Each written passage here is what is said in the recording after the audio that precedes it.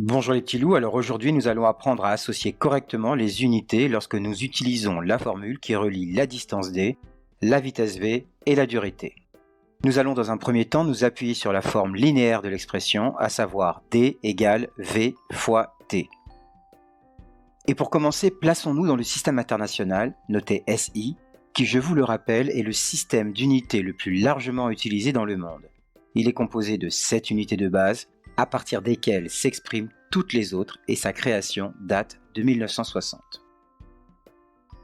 Dans ce système international, il faudra toujours exprimer d la distance parcourue en mètres, v la vitesse de l'objet en mètres par seconde et t la durée du parcours en secondes.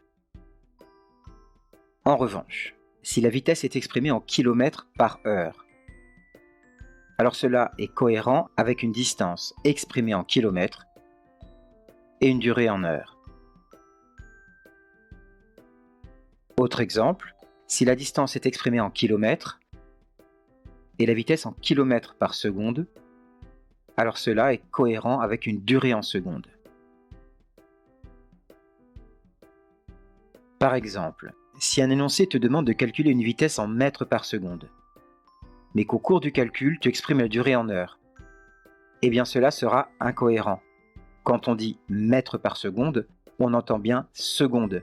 Donc, il faudra, au cours du calcul, exprimer la durée t en secondes. Et là, ce sera cohérent. De même, si tu calcules une distance, et qu'au cours du calcul, tu exprimes la vitesse en kilomètres par heure, et qu'à la fin, tu exprimes la distance en mètres, cela sera aussi incohérent. Dans kilomètres par heure, il y a bien kilomètres et pas mètres.